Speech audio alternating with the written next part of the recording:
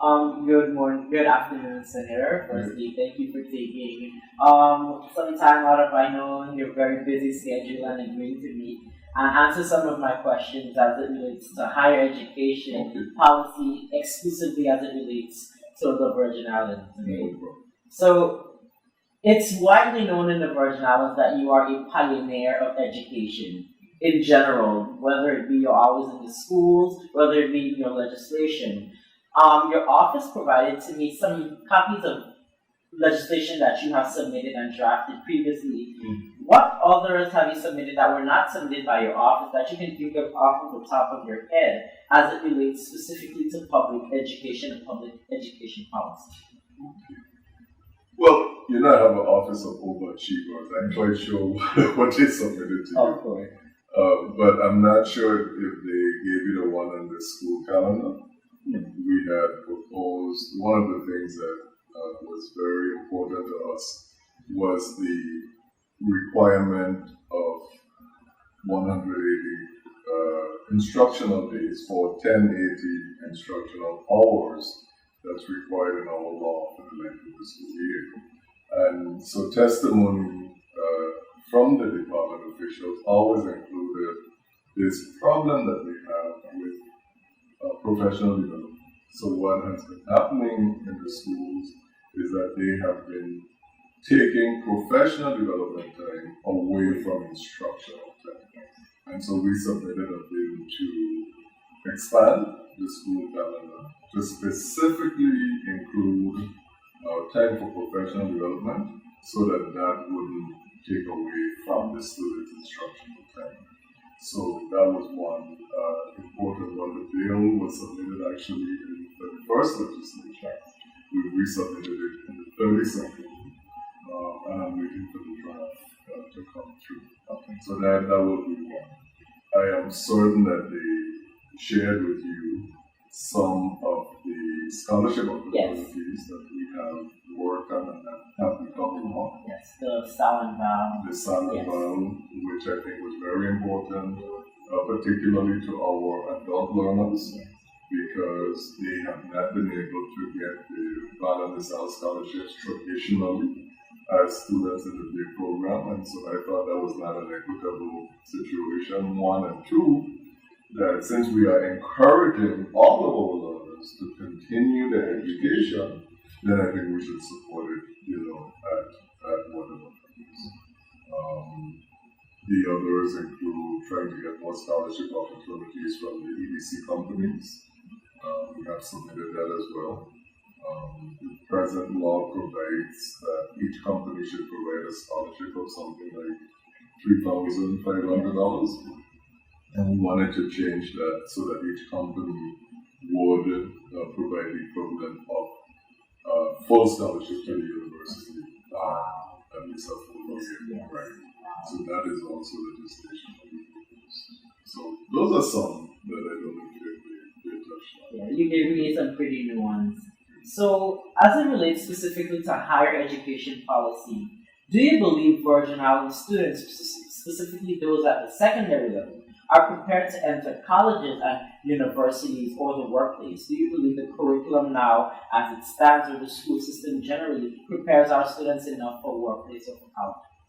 Well, I think for us, with regard to the workplace, I think we can do more to provide vocational and technical skills. That's a big problem. For students who are not necessarily interested in going on to college. That's one. And I think that vein of thinking, that line of instruction, also would make a shift for our students from them thinking that they have to come out and work for the people who have a job, when if they come out with skills that are possible through vocational and technical education, then they're able to become entrepreneurs. We have plumbers and we have electrical companies that are run by people, started by people who got their training in our public schools.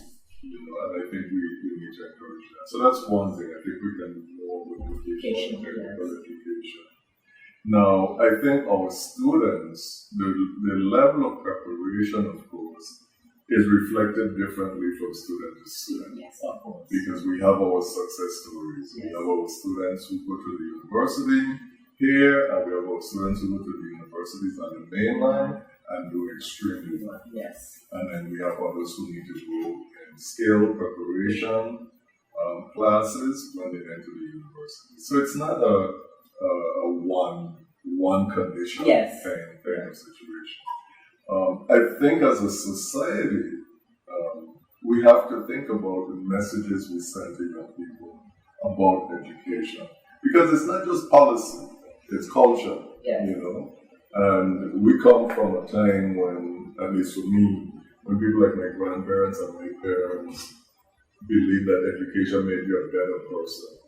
And now we have actively and openly in our community, we have sometimes a disparaging of education. You know, saying, like, well, who do they think they are because they get it? We this or that. So at the same time, you can be given mixed messages to young people about the value of education, and at the same time thinking that they're going to excel in education. So we have to look at it as a society, the kinds of messages that we're sending. And then, you know, as a part of the United States, so very often our educational policy is determined by the United States and by federal law. And when we talk about our educational system having issues, we have to remember that the educational system of the United States has issues. And it ranks very low in terms of industrialized countries in the world presently. The US ranks below Barbados, our neighbor. So one of the things I think we have to look at is what are the kinds of things that work for us as a society and as a people that may not be reflected in an educational system that's dominated by the United States. So, creating legislation in general is pretty hard. There's a lot of things to go through. It goes from an idea to, you know, a lot of starting steps. But as it relates specifically to creating policy geared towards education, what is the most challenging thing about that? When I talk about education itself, is there any distinct challenge between drafting a legislation specific to education versus drafting one specific to something else? Well, I think I kind of describe it to people like this.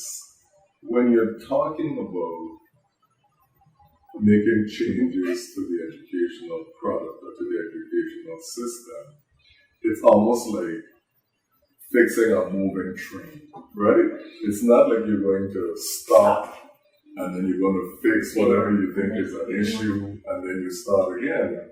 You're making changes as students are in school, as teachers are teaching, etc., etc. So that's one part. And then the other part is that sometimes you make a change and the outcome of that change is dependent on having a policy in effect for a certain period of time. You know, some people want to see results like overnight, they want to see results tomorrow, and that is not always possible. You have policymakers who might say, okay, well, that didn't work, let's try another thing, and then you upset the apple cart again and you try again. So those are some of the things contextually that are issues. And then you just get to the reality of the policy making situation in general, and that is you need consensus. You need people who think about it the same way that you do, who understand the objective that you're trying to accomplish, right? So you have to bring people on board. You have to convince other people that idea you have is valid, that it's actually going to bring the desired impact that you foresee. And you also have to be able to pay for it. You know, these policies can be implemented in a vacuum. They need funding, and sometimes that's a critical piece that is difficult to put in place, especially in a time when we may have limited access to funding. So those are some of the challenges. That some of which I think are peculiar to education, and some that are applicable in general to just writing a legislation through. And I think at the core of it is that when you're talking about educational policy, you're really talking about one of the pillars of the society. It's very, very critical, and it involves the futures of children and the future of your society. So it's a critical piece. Okay, so I want to talk about like specific pieces that you've submitted to the legislature, specifically BR 17-0337, which was the act that attempted to establish the Virgin Islands Fund for higher education. Now, what inspired you to submit what inspired you to submit such a proposal? Well, the fund for higher education came out of a couple of things. One, from the time I started to run for office, I told people that I've been to 3 universities. So I started here at the College of the Virgin Islands before it became the University of the Virgin Islands. I went to the University of Missouri, where I earned my first degree, and then I went to the University of Connecticut, where I earned my second degree. So both at the University of Missouri and the University of Connecticut, at both schools, I never paid for tuition. The only place I paid for tuition was here. Right? My home school was the only place I paid for tuition. In both cases, I got tuition and admission scholarships. Both for law school and to finish undergrad. And I know, coming from a family of limited means, that education and that opportunity, they were critical to my growth and development. I know that the person who I am today is largely in part of that educational opportunity. I mean, there are lots of other things. My culture, my upbringing, my parents, my grandparents, all of that is included. But I know that educational opportunity really made a difference for me. And so from the point of view of that, I wanted to say that our university is our state school. Yes. And we ought to let our young people know that we believe in their future sufficiently to create for them the opportunity to pursue a bachelor's degree with a tuition scholarship. That they don't have to mortgage their future, they don't have to go into debt to get what is essentially going to be a requirement to participate in the workforce of the future. Because the high school diploma is important, but it's not the ticket to go there. And you're going to need tertiary education, at least a bachelor's degree, in the time to come. And it was an opportunity to say, let us commit to that. The bill was well received. The people from the university came, they testified in favor. The Board of Education testified in favor. But it has the same challenge as in any other place that has undertaken to widen access to a college education, and that is the society has to make a commitment to paying for it. To fund it. Right? And so that is the piece that we've been working on. And of course, in the meantime, we've just tried to create more scholarship opportunities, whether through the Hotel Development Act, the EDC, or other funding through the Board of Education. Okay. Now, with any bills, you have to weigh like the advantages and the disadvantages of such. As it relates to the bill that we were just discussing, what do you believe would be the benefit, the direct and the indirect benefits, as it regards to UVI specifically? What do you feel would be the direct and the indirect benefits to UVI by making free for all Virgin Islanders?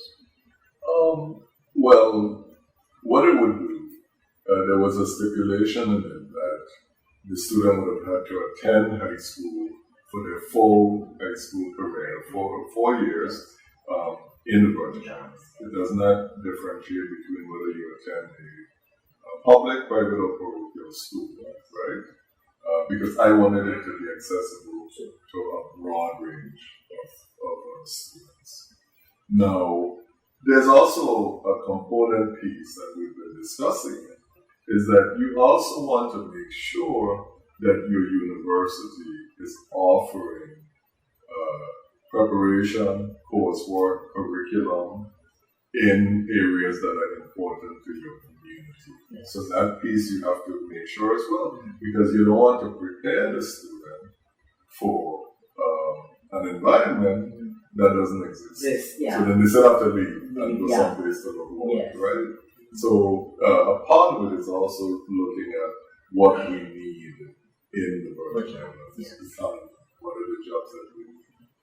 Particularly when we have the EDC companies coming before us and saying that they can't find a student to do this, or they can't find, well, not a student, an employee to do this thing or to do that job. So that's important. What the community, what the economy needs. But I think there's also a kind of social imperative, and that is that we have to really tell our young people in the climate that we're in that we believe in their future and make real opportunity available, not just lip service. And people come to me and they say things like, well, none of our students want to go to college, and everybody in college for college. But I say, I can't fix every single piece of the problem. But I want to fix this piece. I want to make sure that every child who wants to can. That's my thing. And at first, I didn't even want to tie it to they have to come back to work, or they have to work this number of years each year that they get a scholarship or whatever. I didn't want to do that because I always feel like people may leave because opportunities may exist elsewhere, but they may come back, and we often see that, and so investing in their future, even if they have the opportunity to take that future to another place, that's okay for me. Because that's the message I want to send to young people. It's not just putting up a slogan someplace and say, youth is the future or whatever the case may be. It's actually committing to make real opportunity available. That's what I see. So, were there any specific challenges in regards to that bill, except like people agreeing and stuff like that? Were there any specific, in regards to that specific bill, was there like a specific problem or certain problem that you faced with just that bill because of the nature of the bill? Well, I think one, that there are people who want to see a commitment in it, that the student will have to stay in the Virgin Islands or work for a particular period of time. Like, I was the beneficiary of the Virgin Islands Academic and Cultural Awards endowment. And when you get that for graduate studies, you have to work a year in the Virgin Islands for each year that you're funded. So people wanted to see that in the bill. I think aside from that, people were making the argument that if people don't have to invest in their own education, like if they don't pay for it, they're not going to value it. They're not going to take it seriously. Everybody's going to want to go. And I'm like, what's wrong with everybody wanting to go? So I think the compromise that is there and is possible is that we can also put in, actually it is already there, that the student has to meet what the admission criteria are, and they have to maintain a certain academic level of study and grade-wise and GPA-wise. So I think those concerns could be addressed like that, but I think still the most outstanding thing would be the funding. The funding. Because I know in the bill I think it's, correct me if I'm wrong, it was directed that it would be paid out of the lottery or something like that, correct? Yeah, we looked at a couple of sources, some money from the lottery, combining the funding that we already provide now for scholarships. Maybe the EDC piece coming in. So multiple sources to make up this part. As a matter of fact, I have a meeting with some UVA people, probably within the coming week or maybe next week, about cost information, because I had used it based on the number of resident students that were present. Right. And one of the concerns too that we want to make sure that we do address is we also want to make sure that the student is still able to access federal funds and other funds that may be available to support their education. So for instance, this would only be a tuition scholarship. Yes. The room and board and books and transportation and all those other things. The student will need other resources to address that, because you could be in a class and a textbook could be almost $300 or more. Right?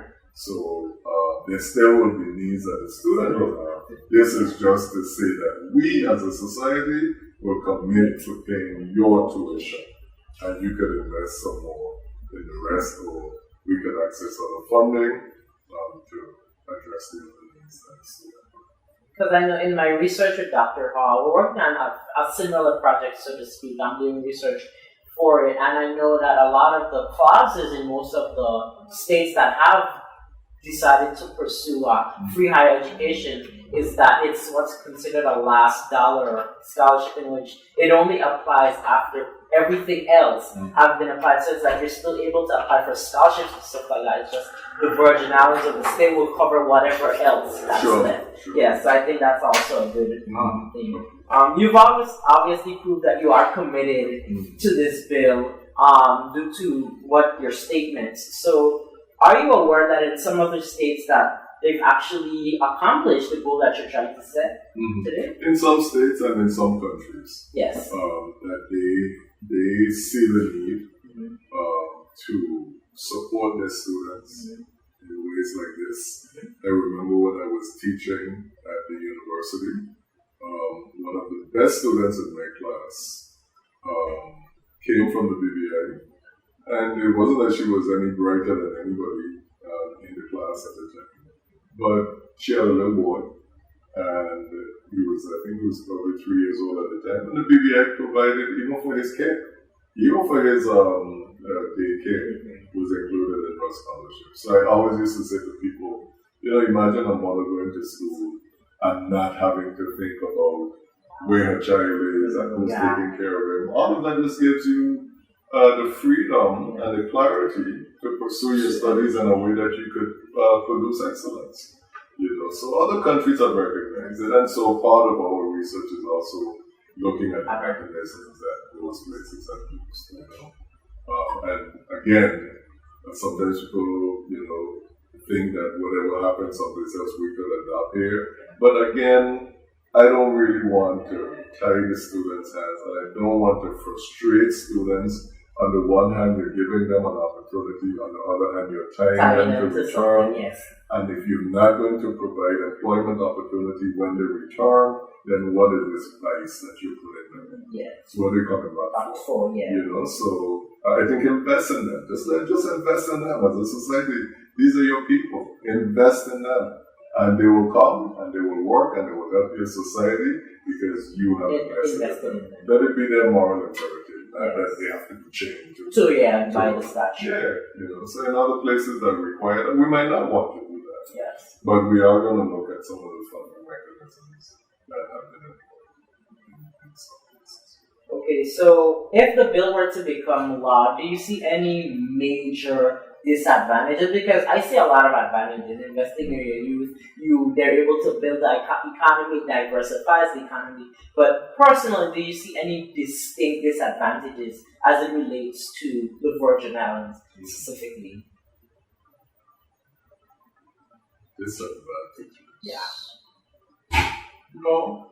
Maybe they won't have enough teachers for all the people who want to go to yes. Then we'll hire some more. Some more, yes. No, I don't see any disadvantages at all. I guess the only thing I think about is this only applies to students who would choose to go to the university. So I think on the other hand, what do we do and how can we support and encourage those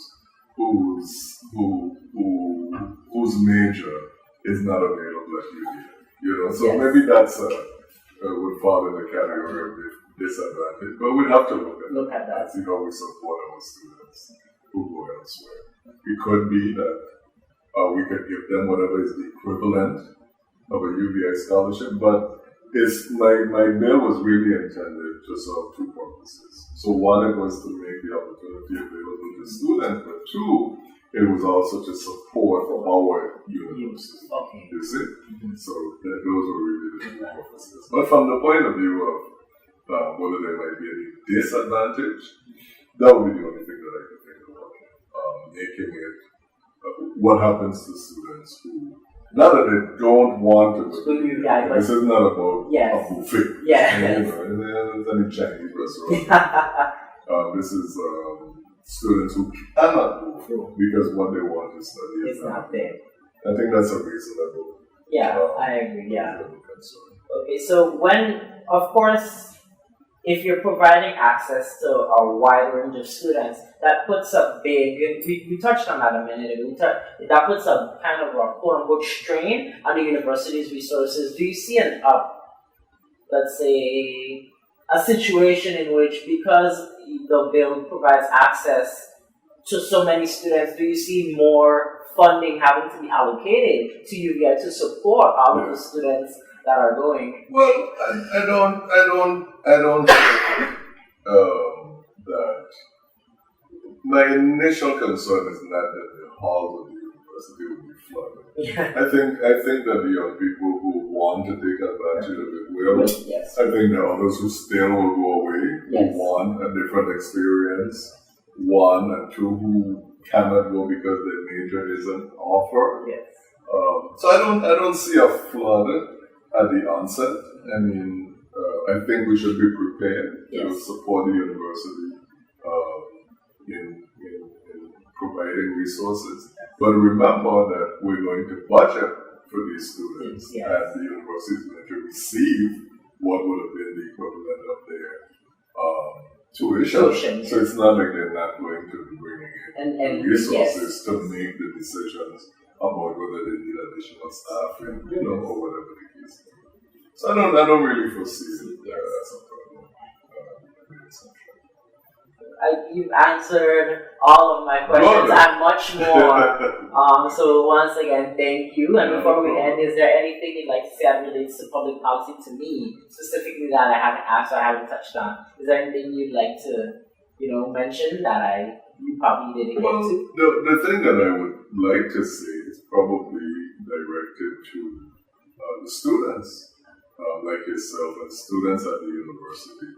I often encounter students who are frustrated because they might, in some instances, feel that the government is not responsive to the needs of young people or not addressing the needs of young people.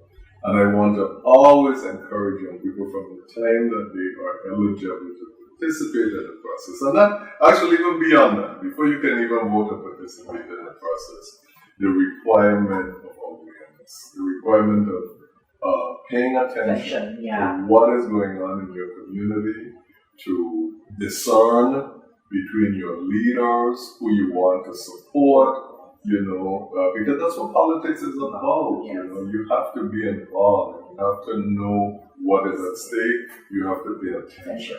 In this age when our sessions and hearings are live streamed, where you can pick them up on your phone, and we have a dedicated channel, and we have all of our senators putting on letters, even though those could be slanted, but there's so much information available.